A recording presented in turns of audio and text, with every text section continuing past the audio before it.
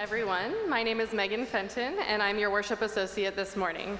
Please rise and body your spirit and join us in singing hymn number 1010, We Give Thanks, in your teal hymnal.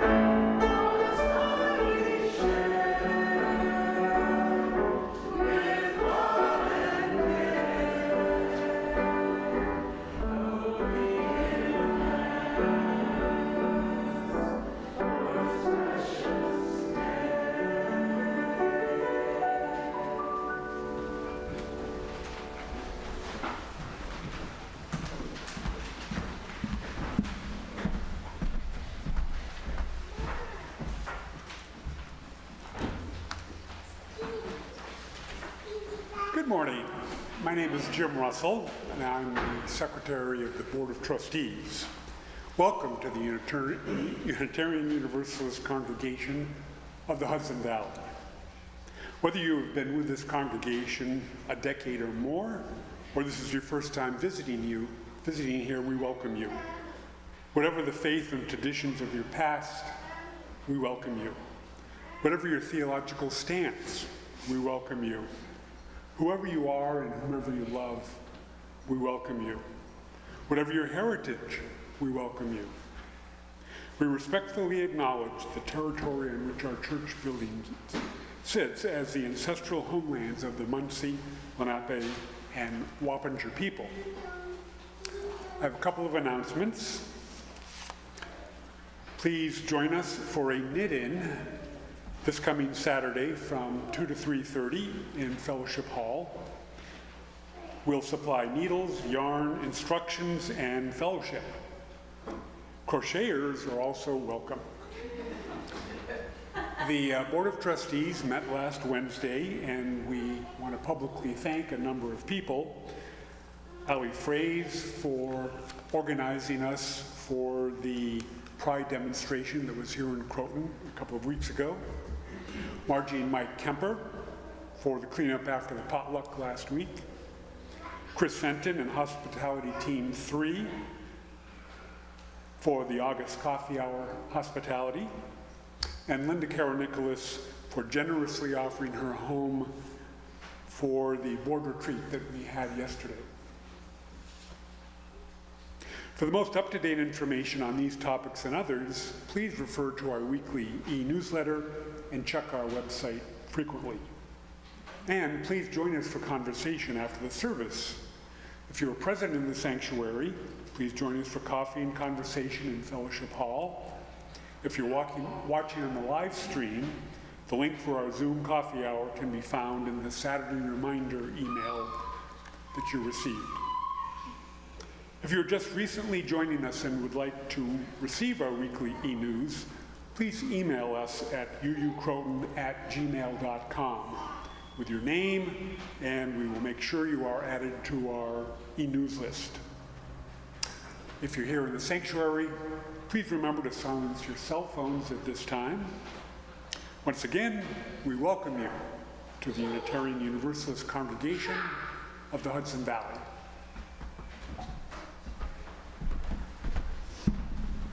Good morning. Good morning. I want to highlight, if you look at the back of your order of program, you see a notice that not only are we having coffee at coffee hour today, we're having an art show. And I invite Linda Karen Nicholas, could you wave to everyone? This is the artist, amazing human being and board member, who this season, the beautiful paintings which help ground our reflections and connect us, that's all Linda. And I bought real flowers for the sanctuary in honor of Linda.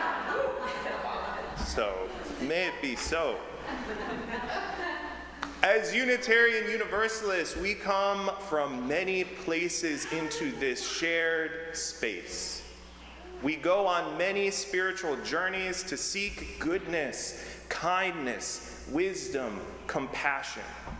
We in our community are connected to hundreds of congregations across the continent and the world of interfaith spiritual seekers trying to find ways to be good, to grow our souls, to make friends in a world that can be tough. So I am glad you are here today. I am glad we have encountered one another, and we will honor this moment, as we do every Sunday, by ringing the bells of our congregation. The children in the congregation are invited to head to the belfry with our wonderful Director of Religious Exploration, Jane Padell. We will ring those bells 8 times for the 8 ethical teachings of our faith, honoring the worth and dignity of every person, the interdependent web of life of which we're part, and the pursuit of beloved community. So let us ring the bells, and may they be heard throughout Croton.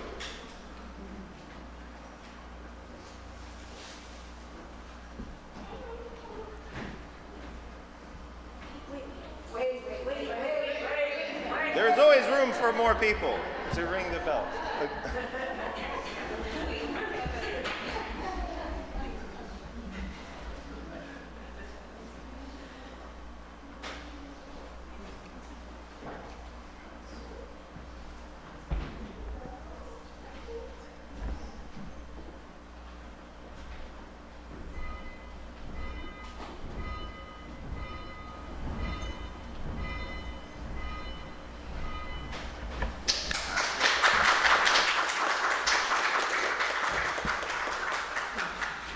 And may the reverberations of those bells remind us of the echoes of love we can give to one another and the world.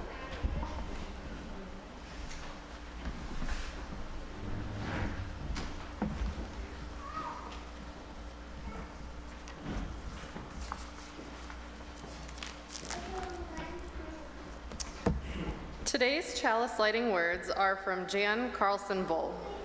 Love is knotted and gnarled, like an old tree fighting with the wind, like branches too brittle for their own good, like roots that relentlessly inform how deeply we can trust and how freely we can forgive.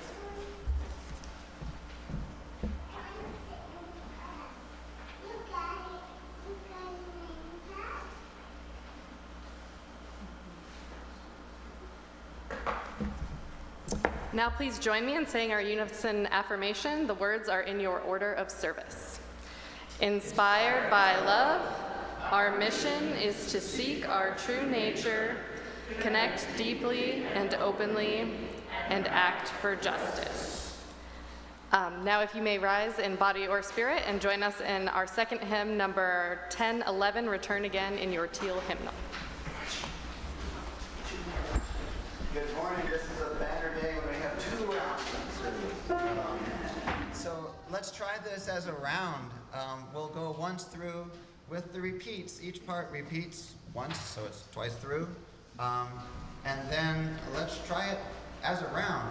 So some of it will be together because there might be a repeat or there might be a unison. But let's see what happens. So once together, and then could we have this group over here begin the round? And I'll bring you all in. We'll be together, but they'll be on this repeat and you'll be on, okay.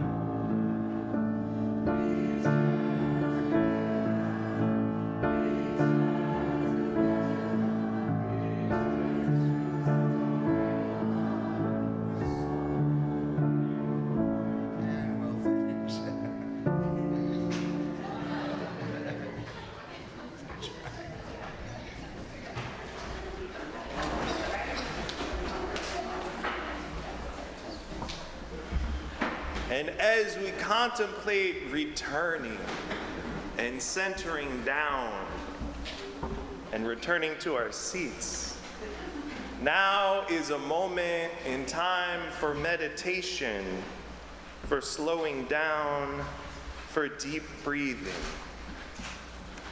This comes from the teacher Thich Nhat Hanh, who writes, "Although this meditation exercise we are about to do is easy and pleasant to practice, it is of immense benefit to all who practice it. Through this exercise, many people who are just beginning to meditate can taste the pure joy that meditation begins. Moreover, those who have already been practicing for some years can use this exercise to nourish body and mind to continue on the path of meditation. We will do 2 exercises this morning. First is breathing in, smiling to life.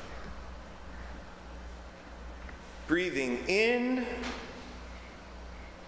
I am aware this is an in-breath.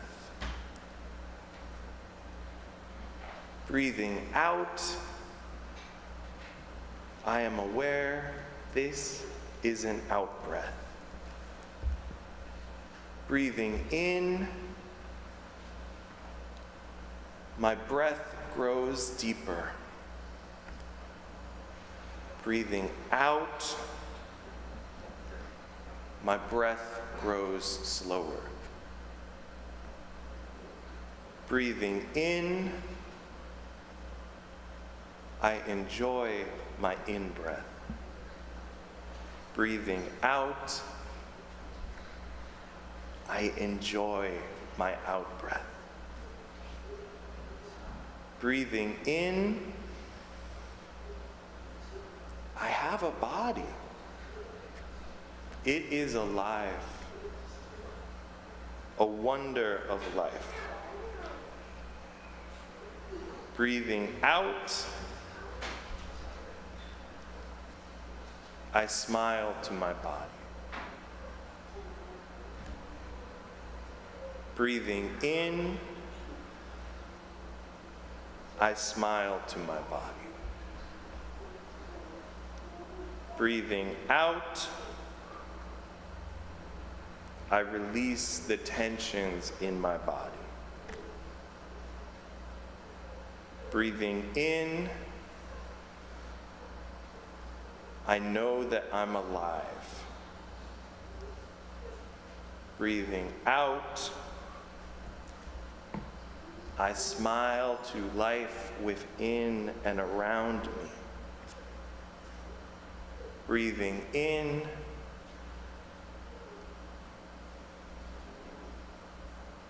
I dwell in the present moment.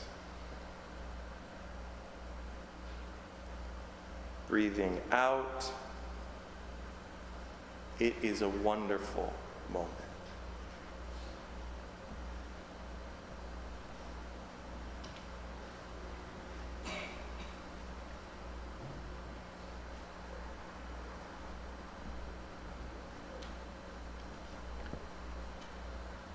We begin our next exercise. Breathing in, I know I am breathing in.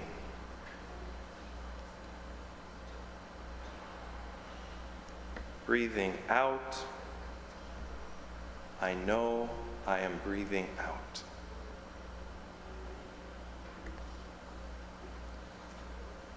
Breathing in, my breath grows deep. Breathing out, my breath goes slowly. Breathing in, I am aware of my body. Breathing out, I relax my body.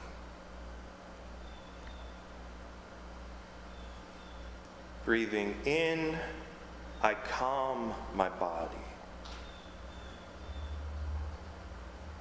Breathing out,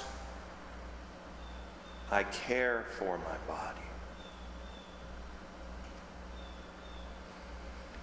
Breathing in, I smile to my body.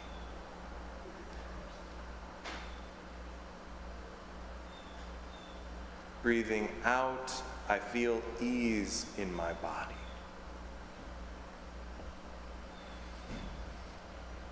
Breathing in, I smile to my body. Breathing out, I release the tensions in my body. Breathing in, I'm aware of my stable posture. Breathing out, I enjoy the stability. Breathing in, I feel joy.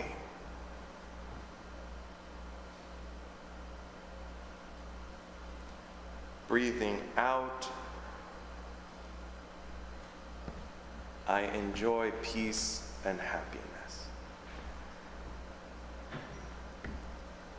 Breathing in, I dwell in the present moment.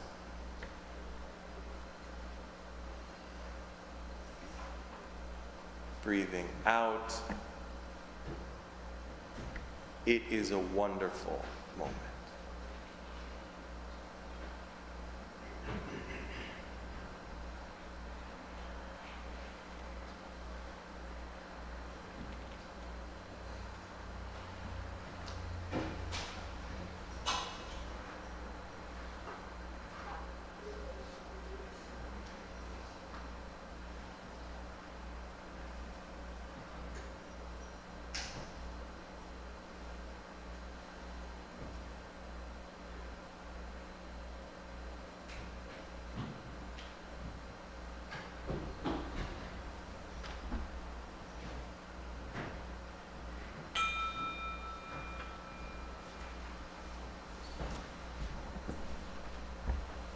Thank you for this meditation for all ages. And over the year, we will be having more. And we might sit with that time a little longer as we grow our meditation muscles.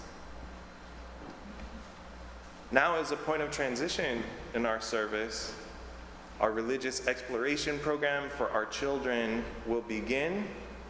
We will have a beautiful song, Go Now in Peace. Before the children stand up for the first time we sing the song through, let's all be in the room together.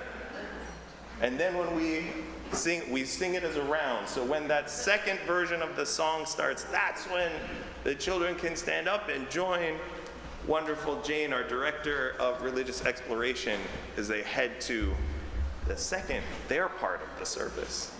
So all together in the same room, let us sing Go Now in Peace. So once through all together, and then let's try today, you decide if you want to come in right away or if you want to wait. Instead of keeping our groups. Guys, build it up here.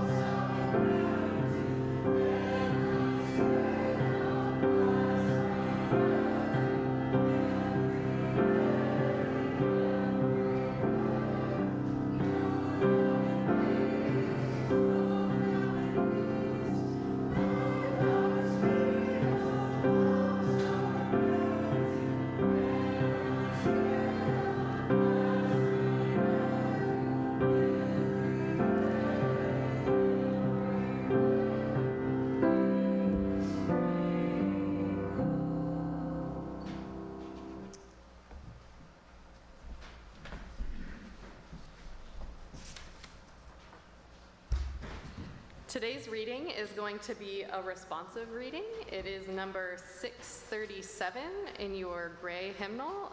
It is a Litany of Atonement by Reverend Robert Eller Isaacs. I would ask that you guys read the version in italics.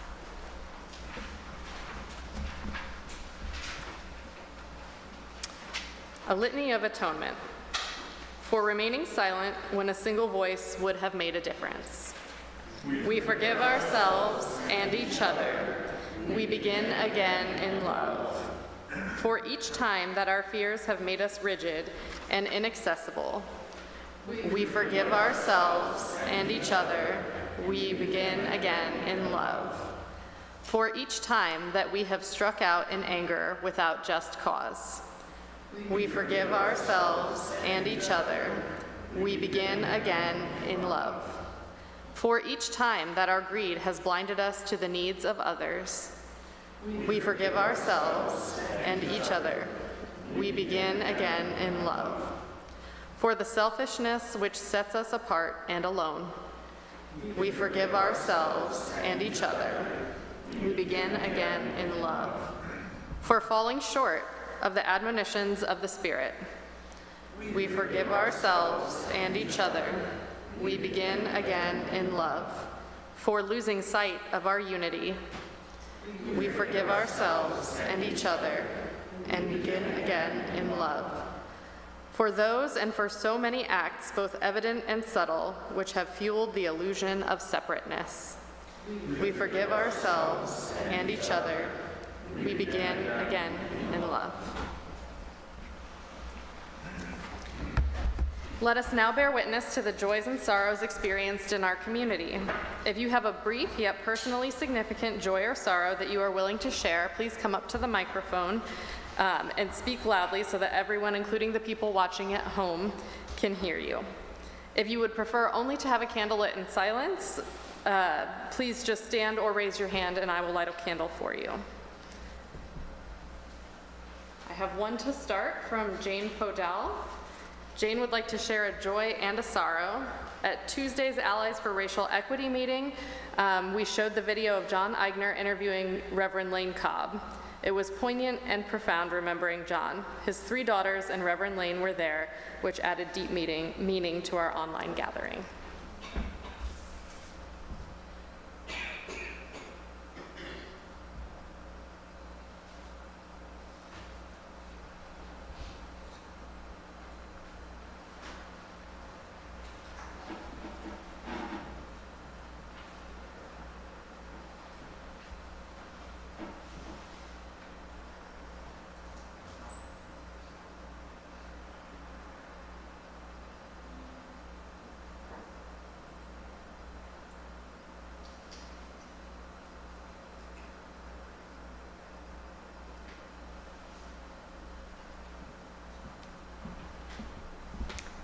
Hi, I'm Heather Hewitt. I have a sorrow and a joy. So my sorrow is that I'm here without my husband, Matt, who some of you may know has struggled with post-concussive syndrome and 2 weeks ago was severely re-triggered and so may need to take off from work.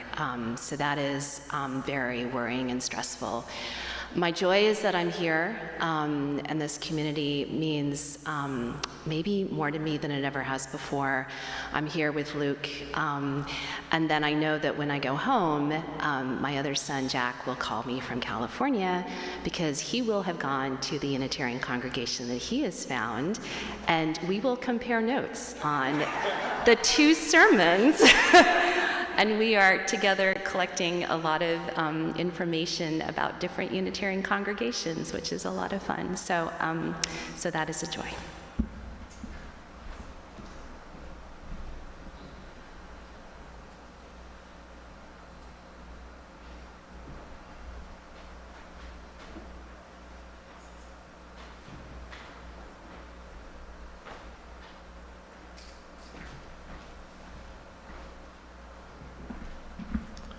Hi, I'm Ginny Stillman, and Jim and I have been MIA, missing in action for a couple of weeks. We spent a lot of time up in Maine. We missed last Sunday, the water ceremony. We're going to miss next Sunday. We'll be in Virginia celebrating the life of his sister who passed away this summer. And then we'll be in Ireland for 2 weeks, so we'll see you in the middle of October.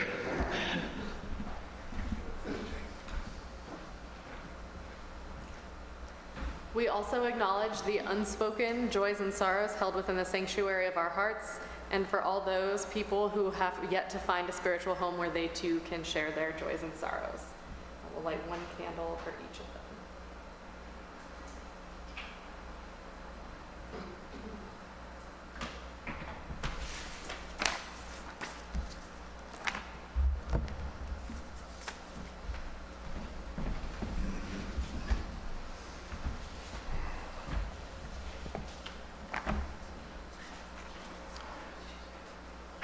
I'd light one more candle before our music moment begins for the life of Joshua Farrell, who attended this congregation in the 90s and early 2000s. His wonderful wife, Mara, and his wonderful daughter, Daisy, are having a hard week.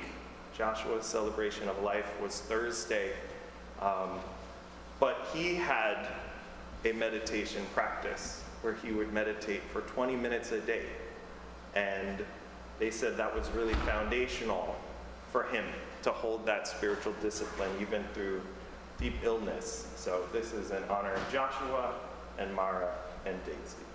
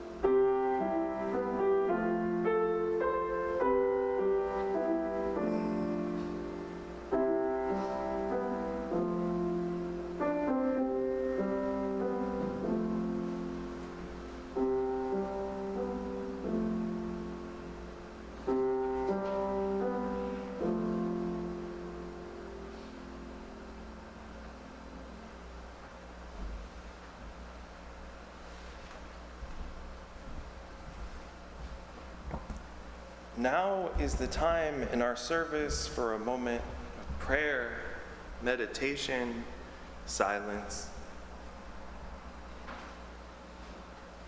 Spirit of life and love and the present moment,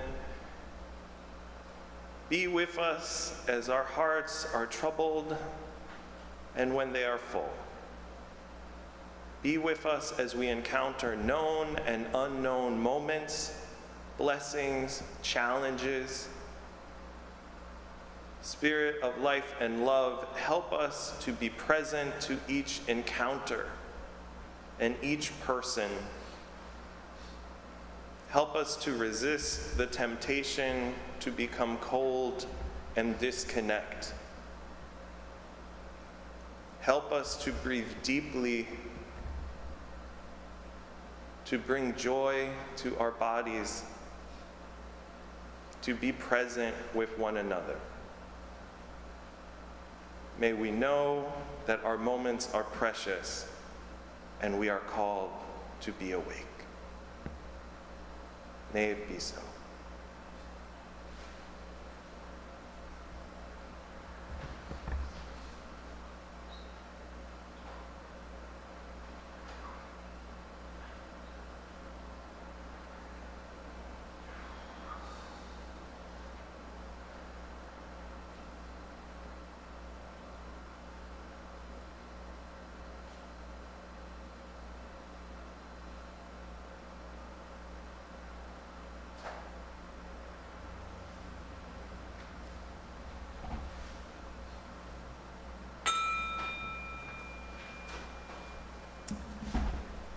That beautiful reading that Megan offered from Robert Eller Isaacs, The Litany of Atonement,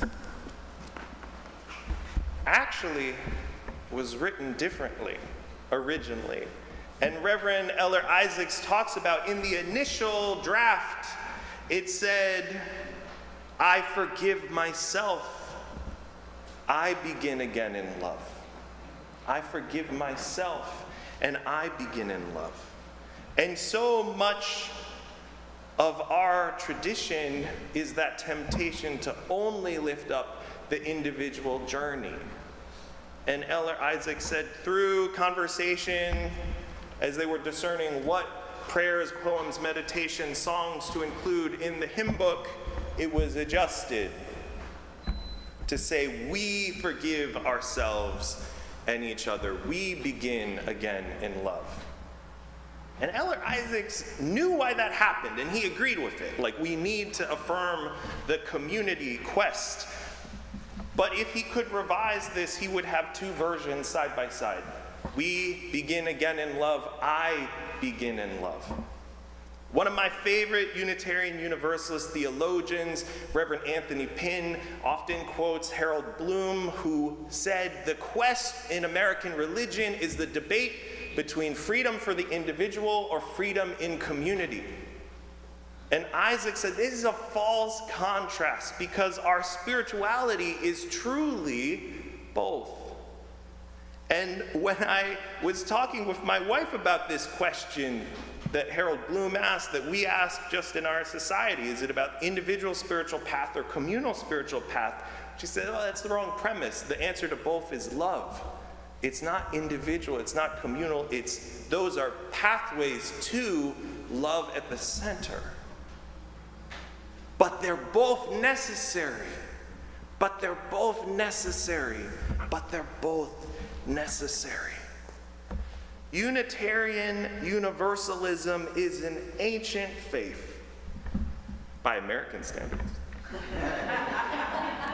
We're 500 years old from the big institutional lens. We're part of a religiously pluralist community that is gathering in Manila, in the Philippines, in Portland, Maine, in California at this very moment. We are also in relationship with Unitarian congregations in Ireland, in Eastern Europe, in the United Kingdom, in India, and with Universalist congregations in Japan. Some of our ancestors in faith were heroes. Some were ambiguous. Perhaps like me. Well, we're all complicated. And some made decisions that would break your heart. Yet all of us, in ways ordinary, difficult, and joyous, are part of a tradition that's trying to find pathways to the holy. And that question, solitary quest, community practice, it ripples across the centuries. And Unitarian Universalists always are having a debate, always, about how we enact our faith. Religion, as defined by scholars from Paul Tillich to Charles Taylor, is about the rites, teachings, and rituals oriented to our highest values or ultimate concerns.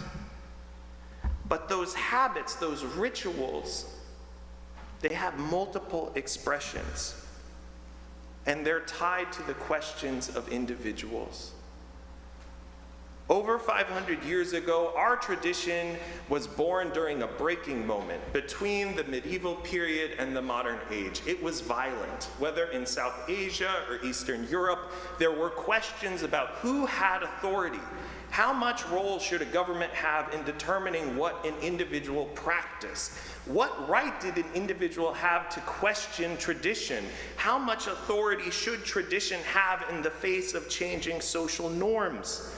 And early Unitarians, whether they were in Venice or Chennai, they were often individuals, shopkeepers, sometimes connected to university towns, and often, to be safe, they were pretty quiet.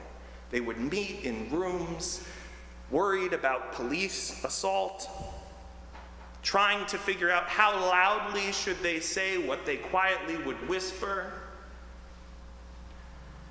Miguel Servetus, who was a Spanish academic and early Unitarian in the 16th century, wrote books saying that more unites the teachings of Judaism, Islam, and Christianity than divides it. Miguel's pursuit of religious common ground was not welcomed by political and religious leaders in the 16th century, whether Catholic Spain or Protestant Switzerland.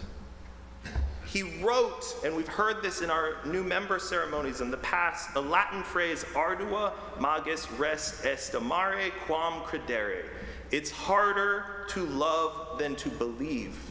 In our tradition, we affirm that enacting ethics is harder than espousing certain words or phrases in a particular order. In the 19th century, this tendency became the slogan, "We believe in deeds, not creeds." And Servetus was one of a rising generation of seekers, from anti-Trinitarians in Venice and Poland to the writers of the Tamil liturgy adapting Christianity in Chennai, who sought to create a new way of engaging with faith. And we can romanticize this period, thinkers looking at the sun and moon, imagining a different period, but it was deeply dangerous. And many struggled. Katrina Vogel was a writer in Poland who was arrested and killed for arguing for divine unity. So was Servetus, also eventually arrested and killed. And while these individuals were connected to small communities, often the wider community had to be quieter to keep the stories going. They would seek individual study and quiet devotions to carry on the story and create safe spaces of communal care. Yet over time, as the struggle for freedom of assembly and freedom of religion grew, more and more Unitarians could come out publicly and say, "Oh, I believe a little differently." We protest for the freedom of assembly for drag queen story hours in places like Croton now because we are only here because in centuries past people dared to say you could belong to whatever religious community you chose to. We are the current inheritors of the freedom of assembly, and we must defend and protect and expand that right. The symbol of the Hungarian Unitarians includes to this day a symbol of a serpent and a dove, drawing on an old scripture passage that invites people to be smart as a snake, gentle as a dove. In the 19th century, our ancestors, whether here in this country, in Ireland, India, Canada, they wrestled with the proper balance between what one historian called piety and honesty. There were a whole slew of debates. What does an interfaith religious group have? What should that do week to week? What practices do we need to sustain ourselves as moral individuals, as caring communities, and participants in our society? One group, especially active in this country and the UK, argued that essentially Unitarianism should be a form of liberal Christianity modeled on the Anglican Church. If you took a bus to Boston today, you could visit King's Chapel, which still practices this style of Unitarianism. It's essentially what you would encounter in an Episcopal church, minus some of the traditional language. They view Jesus as a teacher, and the point of Unitarianism is to kindly light the many candles of faith and to practice the ethics of Jesus. But another faction, which grew in this country and eventually in the Philippines especially, argued that the anchor of an interfaith religion is not just a more open-hearted Christianity, but something new, a religion anchored in ethics. And if you went back into the 19th century, you could go to Manhattan. There was a character by the name of Octavius Frothingham, who was actually sort of kicked out of what is now All Souls Unitarian for advocating a religion of ethics. And he founded a Unitarian community that would meet in a large lecture hall. And his worship services were kind of lectures. But every now and again, he would allow some music. But it was this reflection on ethical teaching and philosophical thought. Or one of my favorite 19th century ministers. You could go to Brooklyn and hear Samuel Longfellow, who does have a famous brother, but who himself was dedicated to writing hymns, some of which are still in this book, and who lived a life saying ethics is enacted, both in small groups where we study and share poems, and also out in the world where we work for abolition and freedom. This echoes movements that were happening in Judaism with the Ethical Culture Society and streams of Reform Judaism. This idea that religion is about ethics. And the temptation when we say religion is about ethics is we forget the other aspects of religious balance: solitude, centering down, small community groups. The danger is that we'll become lecture societies, which I know some people really like, but that's also one aspect of the tradition. Frances Ellen Watkins Harper, who's referenced in one of our books, exemplifies a fusion of physical activism and spiritual devotion. She was a 19th century Unitarian and also proudly multi-denominational. She was born black and free in Philadelphia. She was a member of the First Unitarian Congregation in Philadelphia and one of Philadelphia's first African Methodist Episcopal churches. For her, being part of multiple religious communities, learning from multiple spiritual paths, it was all part of the common project to grow a tender heart, a strong mind, and support for body and soul in the work of freedom.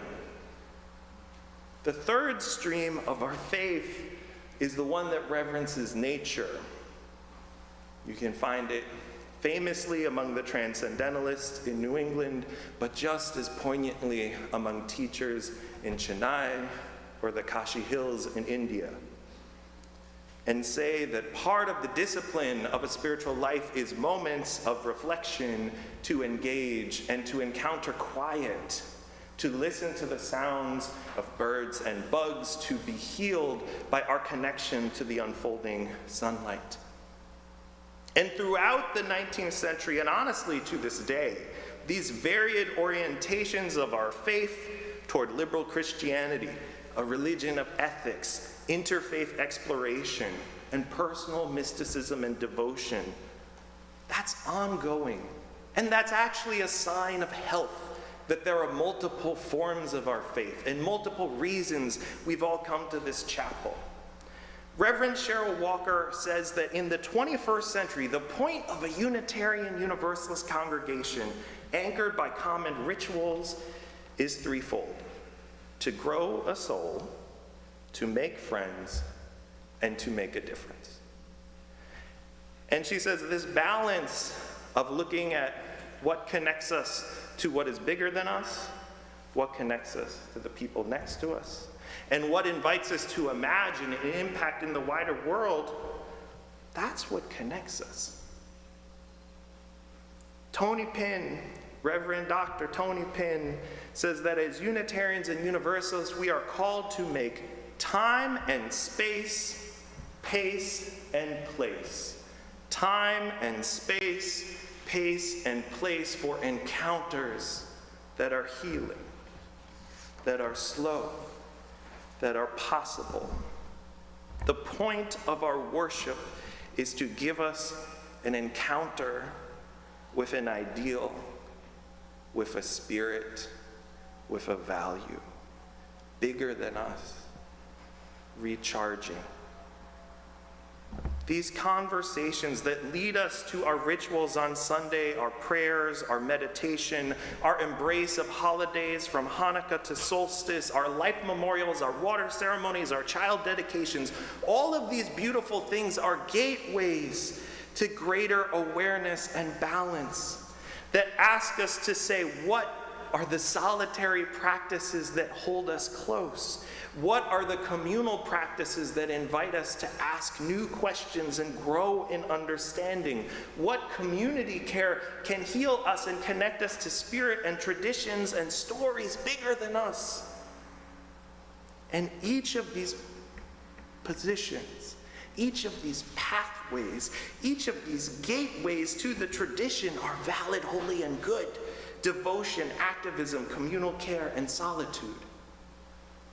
And the health of our spirits and souls and congregations is working to build multiple pathways and gateways.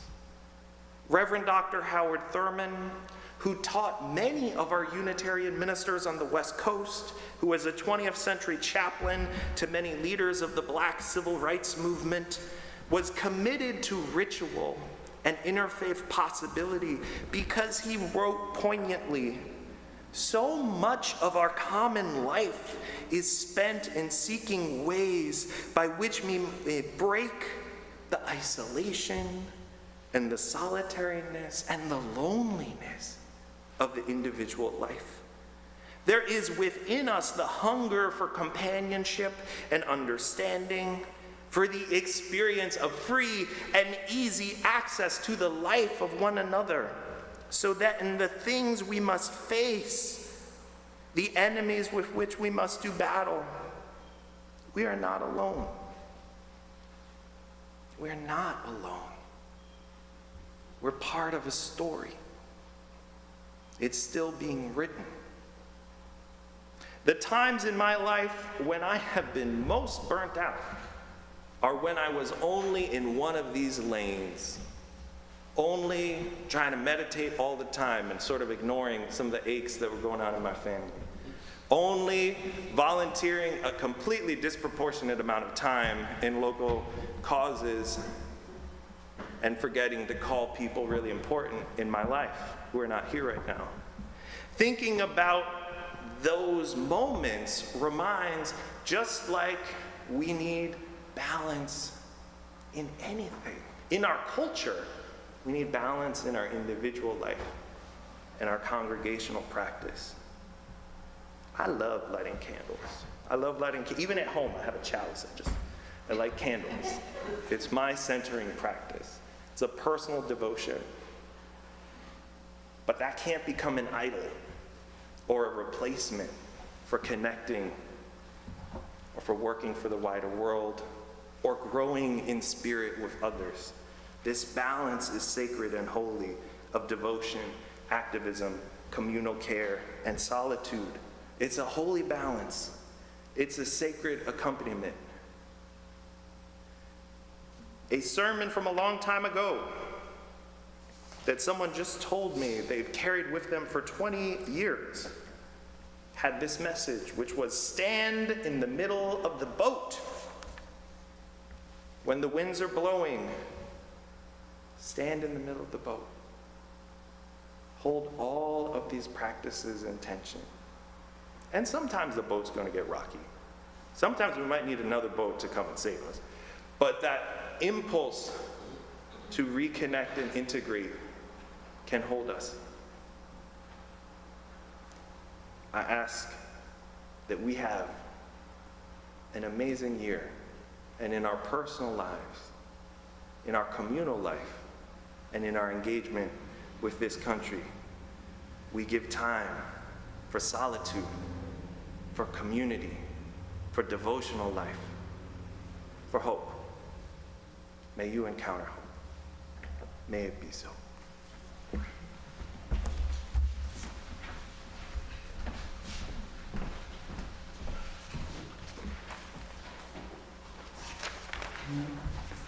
Each week, we make an offering from the bounty we are blessed to enjoy. We do this in the spirit of love and generosity, aware that we have benefited from those who have gone before, those that in their turn gave generously. Our offering goes to support the work of love and justice undertaken by this community. Today's offering will be shared with Water is Life. Water is Life's goal is to ensure 1 billion more people have safe drinking water. For more information, please visit the website waterislife.com. You can make your donation in several ways. If present in the sanctuary, you may give cash or a check in the offering plate as it comes by. From your homes, you can make your donation via credit card or PayPal using the links provided in the e-newsletter. Or if you prefer, you may always mail us a check. The offering will now be given and gratefully received.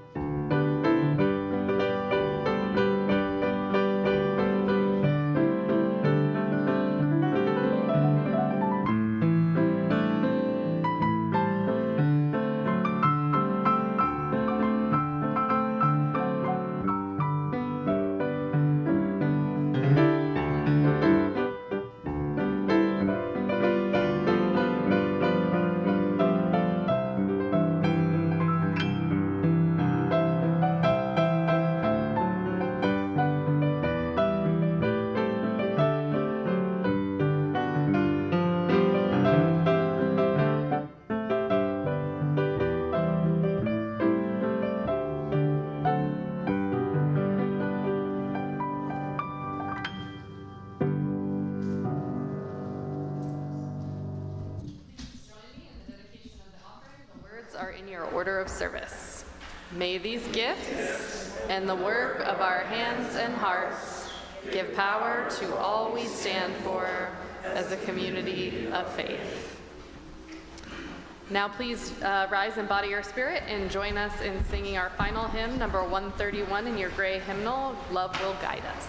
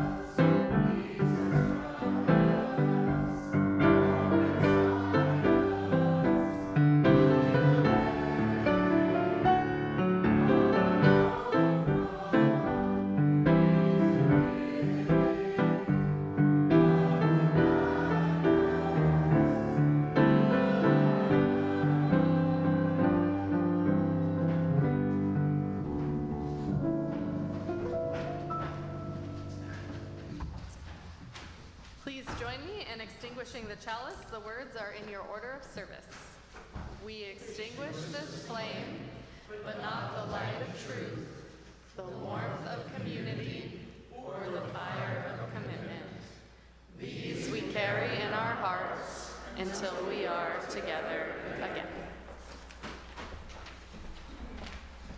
Whether you seek solitary path, community connection, spirit, and justice, may each of those paths today and in the days to come bring moments of hope.